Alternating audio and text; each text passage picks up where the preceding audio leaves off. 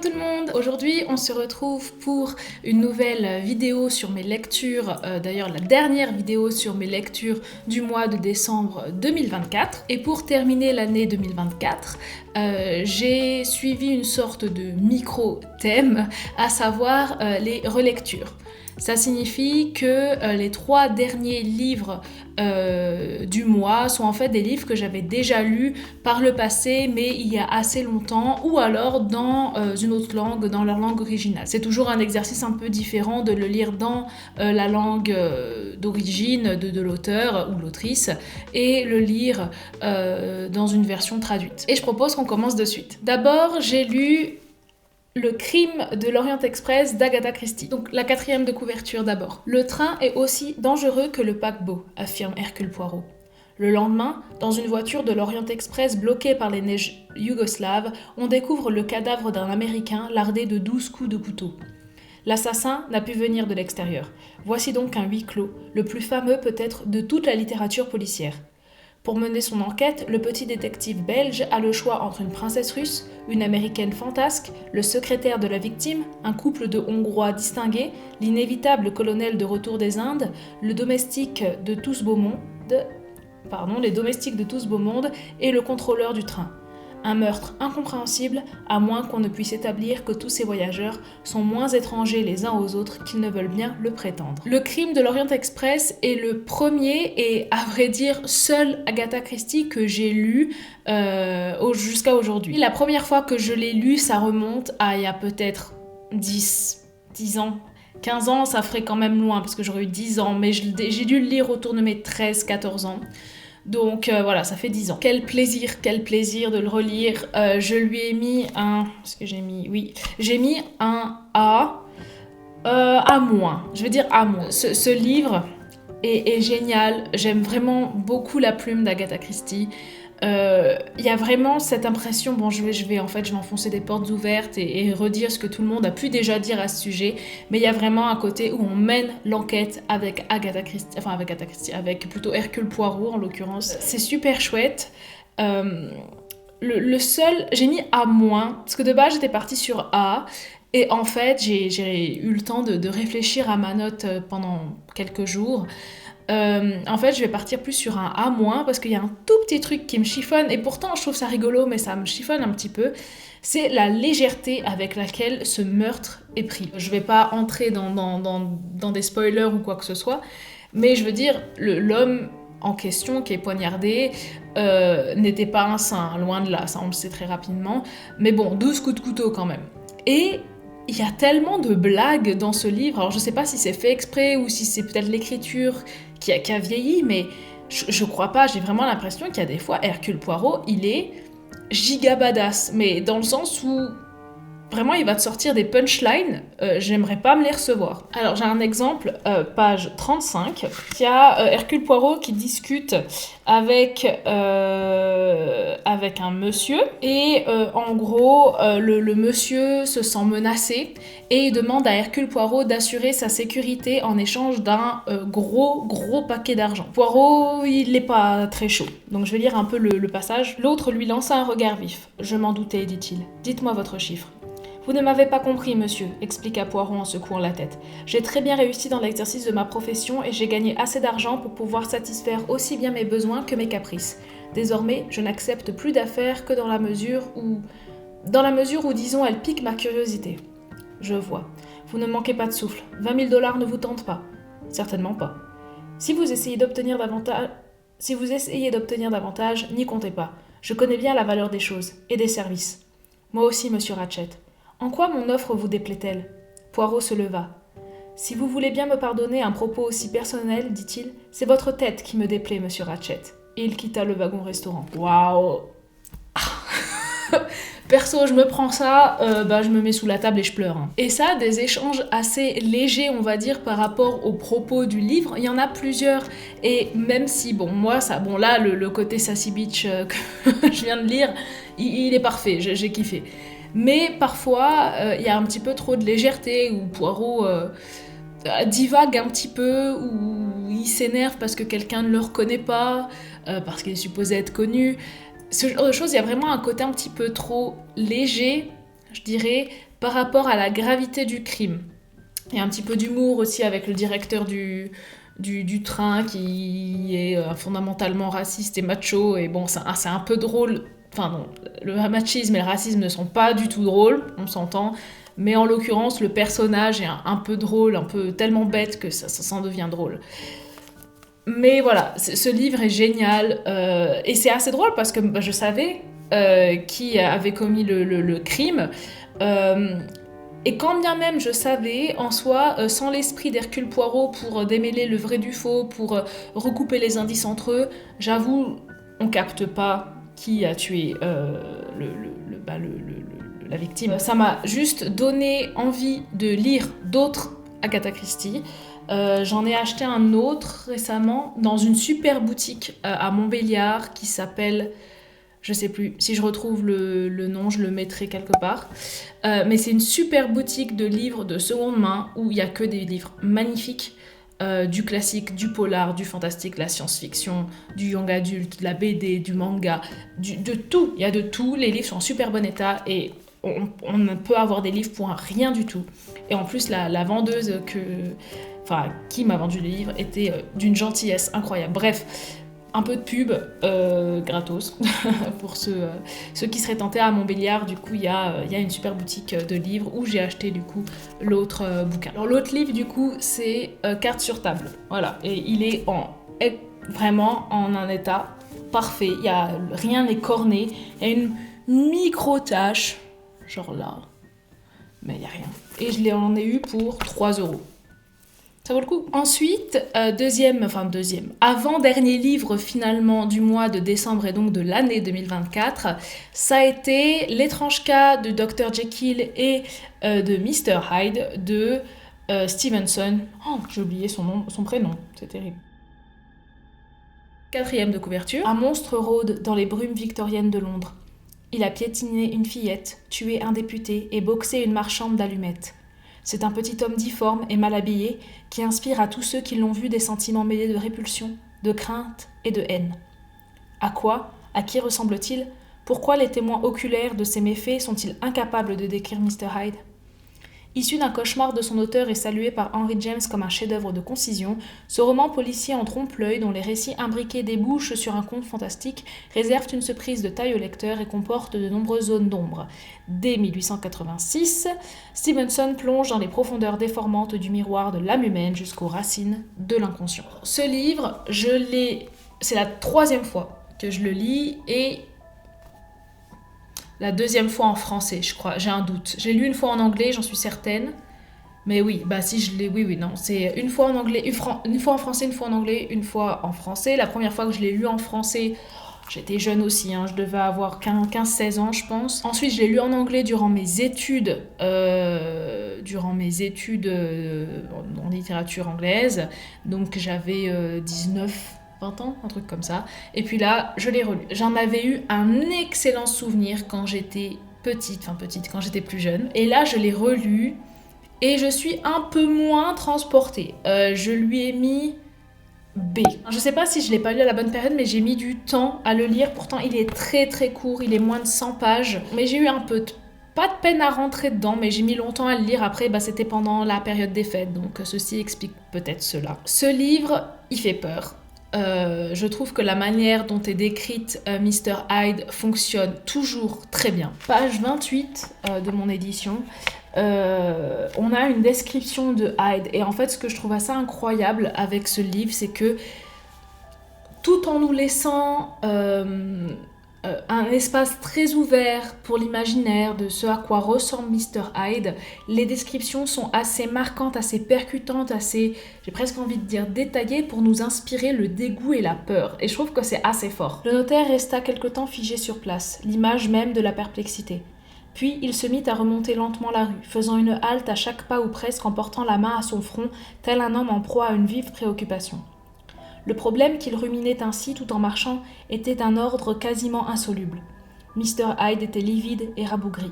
Il donnait une impression de difformité sans exhiber la malformation apparente. Il avait un sourire déplaisant, s'était comporté envers le notaire avec un mélange presque féroce d'audace et de timidité. Il parlait d'une voix sourde, sibilante et comme qui dirait cassée. Tous ces détails ne plaidaient certes pas en sa faveur, mais à eux tous, il ne suffisait pas à justifier ce mélange inédit d'écœurement, d'aversion et de crainte qu'éprouvait M. Utterson à son égard. Il doit y avoir autre chose, se disait le gentleman, perplexe. Il y a sûrement autre chose. Si seulement je pouvais mettre un nom dessus. Dieu me pardonne. L'homme semble appartenir à peine au genre humain. Tiendrait-il de l'homme des cavernes, ou bien serait-ce la vieille histoire du docteur Fell, ou encore un simple reflet, celui d'une vilaine âme qui transparaîtrait à travers sa gangue d'argile en la transfigurant? Oui, c'est plutôt la dernière de ces hypothèses, il me semble. Oh, mon pauvre et vieil Harry Jekyll, si j'ai jamais lu la signature de Satan sur un visage, c'est bien sur celui de votre nouvel ami. La description est parfaite. Je veux dire, on comprend quelque chose d'anormal, mais en même temps, on ne pourrait pas exactement le dessiner. Et pourtant, on comprend que Mr. Hyde est méchant et fait peur. Et justement, c'est par rapport à cette méchanceté-là où j'ai un petit peu plus de réserve maintenant qu'on va dire j'ai un petit peu plus d'outils pour analyser ce que j'ai lu. Je vais un peu spoiler parce que tout le monde connaît l'histoire de Dr. Jekyll et Mr. Hyde, donc je vais me permettre de spoiler. En résumé, c'est l'histoire. Donc le personnage principal, stricto sensu, n'est pas ni Jekyll ni Hyde, c'est Utterson qui est le notaire de Jekyll. Et du coup, on va suivre l'histoire à travers ses yeux. Jekyll, qui est un docteur un petit peu, j'ai presque envie de dire fantasque, en tout cas qui sort clairement de l'éthique, on va dire, scientifique, a trouvé un moyen de séparer son côté bien et son côté mal. Et en fait, lorsqu'il boit cette potion, le Dr. Jekyll se transforme en Mr. Hyde, qui est la partie de lui la plus sombre. Moi, quand j'étais plus jeune, pour moi, c'était oui, Dr. Jekyll, le pauvre, il a fait une bêtise, il a trouvé une potion magique qui permet de séparer le bien du mal, et puis malheureusement, c'est le mal qui a gagné. Mais en réalité, non. Maintenant que j'ai des yeux d'adulte, c'est plus du tout comme ça que je vois la chose. Sans que ce soit très détaillé, mais on le comprend à la lecture, c'est qu'en fait, Dr. Jekyll est déjà quelqu'un de mal. C'est peut-être une personne, j'ai presque envie de dire, psychopathe. Juste, il a toujours réussi à tenir ses pulsions plus ou moins à l'écart. Et s'il a créé cette potion pour, oui, vraiment scinder en deux sa personnalité, le côté de la bienséance et le côté du laisser libre cours à toutes ces pulsions malsaines, c'est parce que justement, de base, il a ces pulsions malsaines qu'il cherche à un petit peu exulter, on va dire. Donc, Dr. Jekyll n'est pas quelqu'un de bien. Non, c'est faux, c'est un raccourci, je trouve. Enfin, moi, en tout cas, c'est comme ça que je le comprends. C'est un raccourci, vraiment, de dire que Jekyll, c'est le bien et que Hyde, c'est le mal.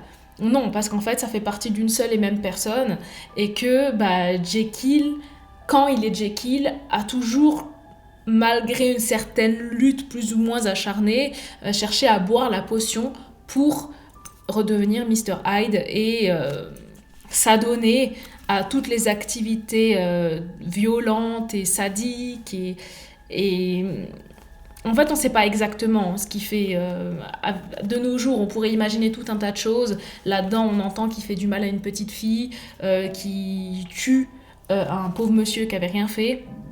Mais on peut imaginer beaucoup d'autres choses bien plus perverses, je présume. Ça, c'est une différence, mais que j'ai peut-être un peu plus appréciée, parce que c'est une nuance finalement, pas le bien, le mal, c'est qu'il y a autre chose quand même. C'est que pour que le mal existe, que Hyde existe, il fallait déjà qu'il y ait une part sombre dans Jekyll, pardon.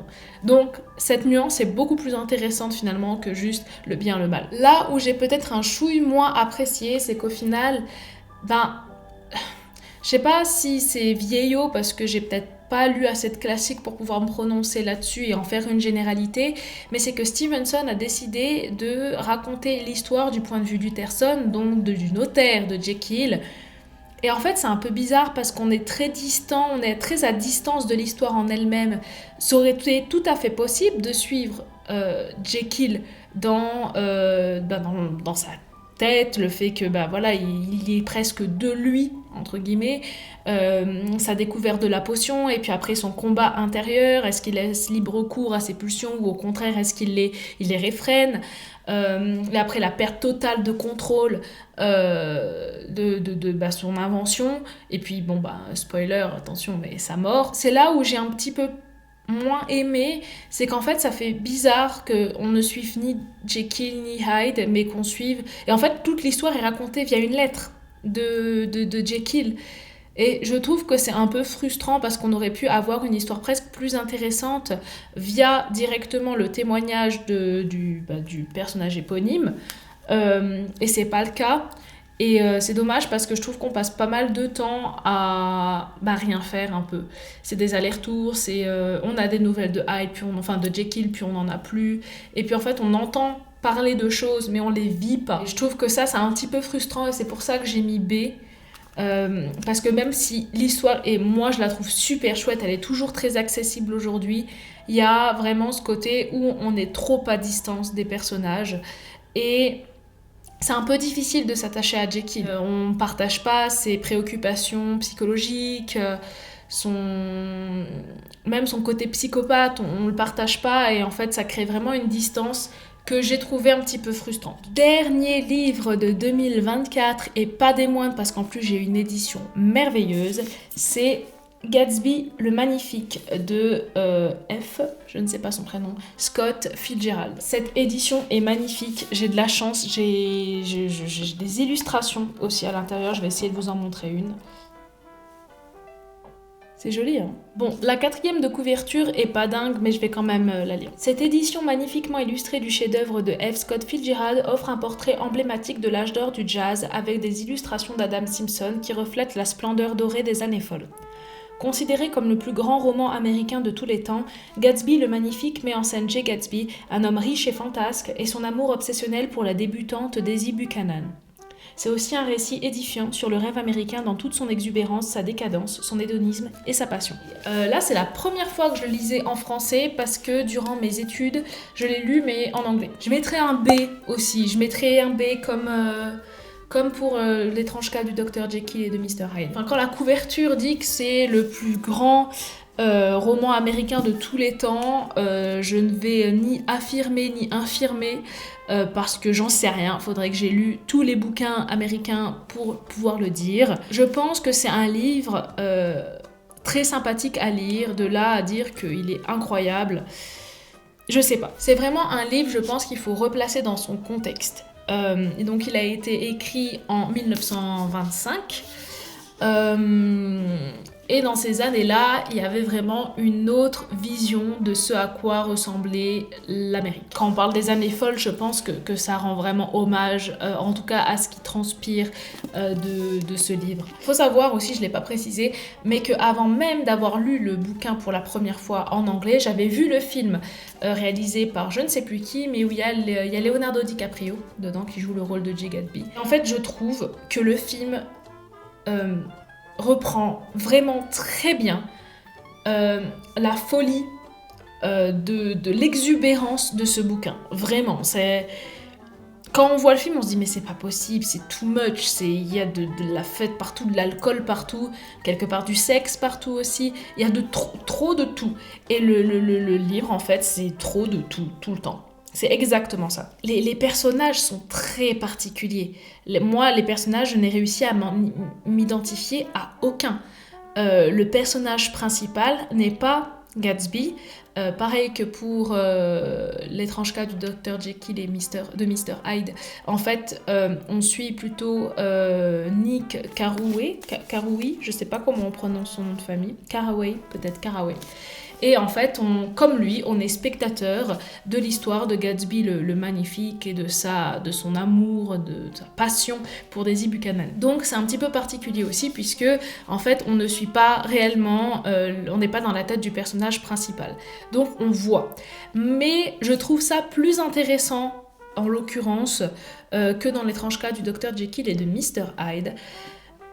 parce que le personnage principal a un rapport un petit peu particulier avec le monde qui l'entoure et avec Gatsby. Il va y avoir un petit peu de spoiler, mais bon, pareil, c'est un livre assez ancien, alors je vais partir du principe que tout le monde l'a vu, donc si vous voulez pas de spoiler, je vous conseille de quitter cette vidéo parce que je pense qu'on va faire un peu que ça maintenant jusqu'à la fin. Gatsby est un richissime jeune homme d'une trentaine d'années. Il a une maison immense qui est constamment remplie parce qu'il organise des fêtes magistrales, j'ai envie de dire, où plein de gens sont invités et où ceux et celles qui ne sont pas invités viennent quand même. Et ce sont des fêtes évidemment pour la haute société. On se doute bien que le travailleur basique n'est pas vraiment convié à ce genre de fêtes. Et durant justement ces soirées, je saurais même pas... c'est plus que magistral, quoi. C'est des soirées de dingue qu'on n'imagine même plus aujourd'hui. C'est une sorte de projet X de l'époque, on va dire. Il y a énormément d'alcool, il y a énormément de sexe aussi, même si c'est jamais dit clairement, mais on s'en doute bien. Il y a beaucoup de bagarres, il y a vraiment, c'est des énormes fêtes. La musique, des gens connus, enfin voilà. Personne ne sait réellement qui est Gatsby. Il y a plein de gens qui ne sauraient pas le reconnaître. Les gens vont chez lui, mangent ce qu'il offre, boivent ce qu'il offre, sans pour autant savoir qui c'est, sans pour autant le connaître et sans pour autant réellement s'intéresser à qui il est. Et en fait, c'est là qu'est, selon moi, le cœur du bouquin. C'est une critique, enfin moi c'est comme ça que je le perçois parce que on a nos yeux d'aujourd'hui, donc voilà. Mais c'est la légèreté, c'est l'égoïsme de toutes ces personnes, de tous les personnages du bouquin. Ils sont tous, sauf peut-être le personnage principal, donc celui qu'on suit, la Nick, et encore. C'est vraiment un monde où chacun ne pense uniquement qu'à soi, qu'à ses petits plaisirs, qu'à ses petits caprices. Il n'y a rien d'autre qui compte. Et c'est là aussi où... moi, je me souviens qu'en tout cas, on m'avait décrit Gatsby le Magnifique comme étant une histoire d'amour tragique, parce que bon, ça se finit pas bien. Mais pas du tout. Moi, je le vois pas comme ça avec mes yeux d'aujourd'hui. L'amour n'existe pas dans ce livre. Il n'y a pas d'amour dans ce livre, ça n'existe pas. Tout est question de possession. Tom Buchanan et sa femme Daisy, Tom s'est mis avec elle parce qu'elle est belle, et que tout le monde l'a convoitée, donc il l'a eue. Daisy s'est mis avec Tom parce que en fait il avait de l'argent, il lui proposait une vie stable, une vie faite de tous les délices qu'elle pouvait imaginer. Ensuite Gatsby, en fait déjà avant, mais Gatsby et Daisy étaient amoureux. Mais finalement, Gatsby est parti à la guerre et Daisy en a eu marre d'attendre, surtout que Gatsby n'avait pas les sous, donc Daisy elle est partie voir ailleurs.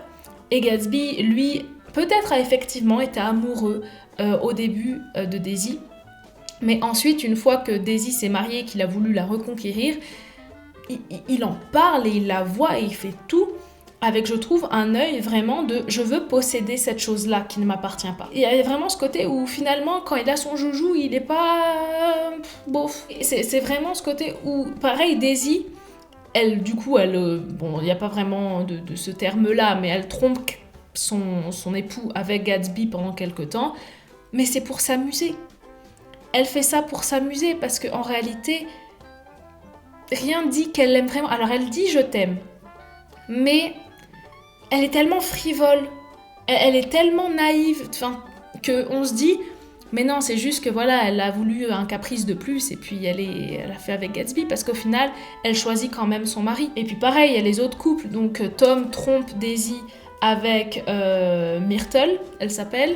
Au final, Myrtle, elle trompe son propre époux parce que en fait, elle veut quelqu'un de riche qui puisse subvenir à ses besoins, parce que son mari de base je cite, ne lui a pas accordé la classe sociale qu'elle espérait. Et puis Tom, il couche avec Myrtle, est-ce que c'est de l'amour ? Je pense que c'est juste parce que, voilà, je veux dire, c'est sa maîtresse. Donc, est-ce qu'il l'aime ? Je sais pas. On a le personnage principal, donc Nick, qui sort plus ou moins avec, je ne sais plus, Jordan. Elle s'appelle Jordan, une joueuse de golf.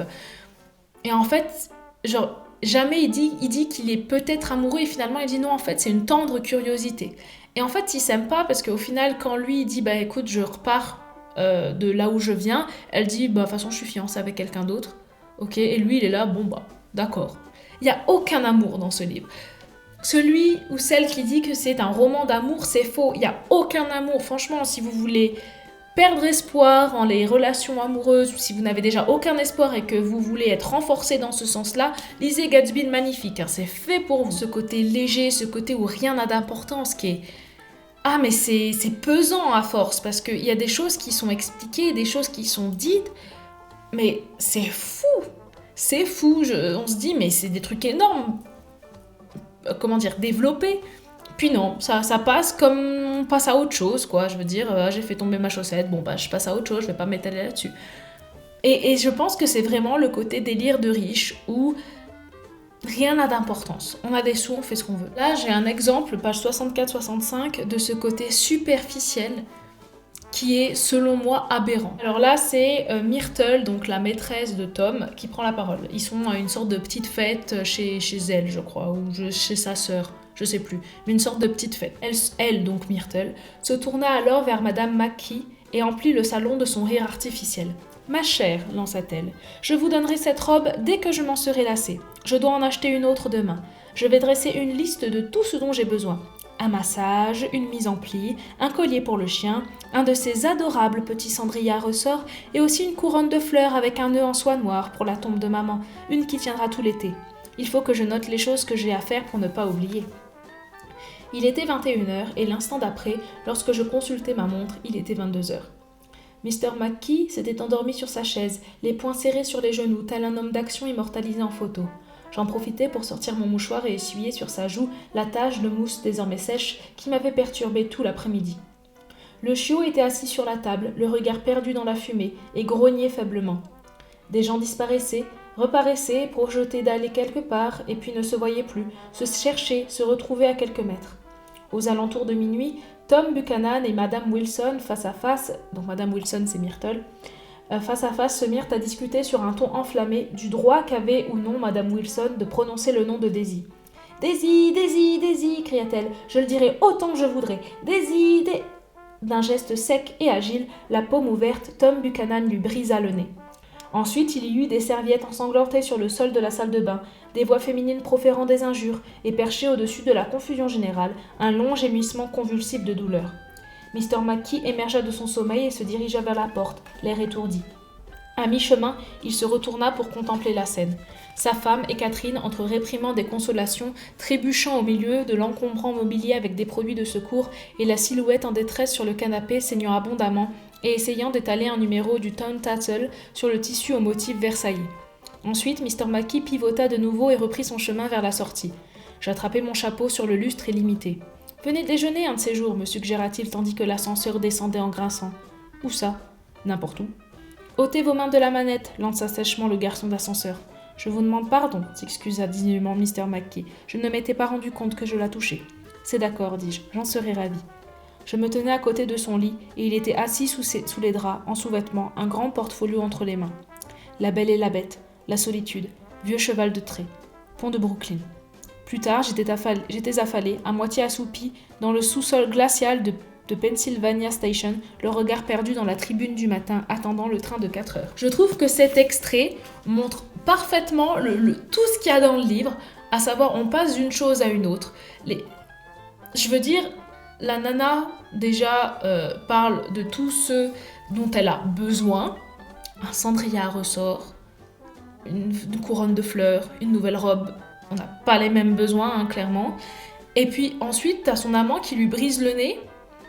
Et on passe à autre chose. L'autre, il dit « Tu veux venir manger chez moi ?» Et c'est ça tout le long du livre. Et en fait, je pense que c'est une critique qu'a voulu faire Scott Fitzgerald. C'est que vraiment, les riches n'en ont rien à faire. Ils prennent, ils jettent.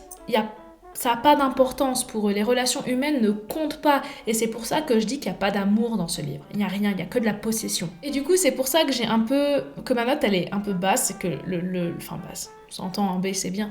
Mais en fait, c'est un petit peu vieillot. J'ai eu du mal à m'attacher au personnage, ça c'est clair. Et puis, j'ai eu de la peine à m'accrocher à l'histoire aussi. Parce que tous les personnages étaient si loin de ce que je pense être, du moins. Ils étaient tous si frivoles, si légers, si attachés à la consommation. C'est vraiment de la consommation non-stop. Le fait est qu'aujourd'hui, on s'en souvient plus comme une histoire d'amour tragique que tout ça. Et puis, non, c'est pas du tout une histoire d'amour. Et pareil, Gatsby qui est il donne le nom au titre, hein, donc c'est qu'il est important. Il est pas attachant. Si, parce qu'on se dit, oh, il est fou amoureux de Daisy et tout ça, et puis en fait, on se rend compte que non, il a envie de l'acheter, parce que s'il fait les fêtes, qu'il se montre aussi exubérant et tout, c'est pour pouvoir la voir elle. Du coup, en fait, il l'achète. On sait pas réellement qui c'est, parce que c'est un menteur. C'est un mytho. C'est vraiment un mythomane, et Nick l'apprend, et en fait, Nick, il le dit que il a jamais réellement apprécié Gatsby, il n'arrivait pas à le cerner, que voilà, il a toujours eu un mauvais sentiment par rapport à Gatsby, alors que Gatsby n'est pas foncièrement méchant, il a pas l'air, mais en fait on sait pas, parce qu'il fait que de mentir tout le temps. Il dit qu'il est allé à Oxford, puis après il dit non, en fait j'y suis pas allé. En fait il invente des histoires tout le temps, on ne sait pas qui est cette personne, et c'est un peu le côté où Gatsby représente toute la société, à savoir mentir pour bien se faire voir, et puis que en fait on peut jamais savoir qui sont réellement les gens, parce qu'ils sont tellement tout pleins d'exubérance, etc., que l'identité d'une personne n'a que peu d'importance. La fin est très frustrante aussi, mais elle est quelque part logique. Mais le livre est quand même chouette, c'est un truc à lire, mais il faut pas s'attendre à une histoire d'amour, et c'est souvent vendu comme ça, et là, on peut vraiment s'attendre à de la déception si on part du principe qu'on va lire une belle histoire d'amour. Le film, lui, je trouve, alors, on parle des fêtes, etc., mais le film insiste davantage sur l'histoire d'amour que vraiment le côté... en tout cas, dans mon souvenir, que le côté on consomme tout, y compris les relations. Donc voilà, c'est fini pour aujourd'hui. C'est fini aussi pour les livres du mois de décembre 2024. Il y aura quand même une vidéo dimanche prochain, mais qui portera sur les livres que j'aimerais lire en 2025. Donc ce ne seront pas des livres que j'ai lus durant le mois de décembre. Là, je vais m'en aller lire mes premiers livres de 2025, et je vous souhaite une super journée, et puis on se dit à la prochaine. Ciao ciao!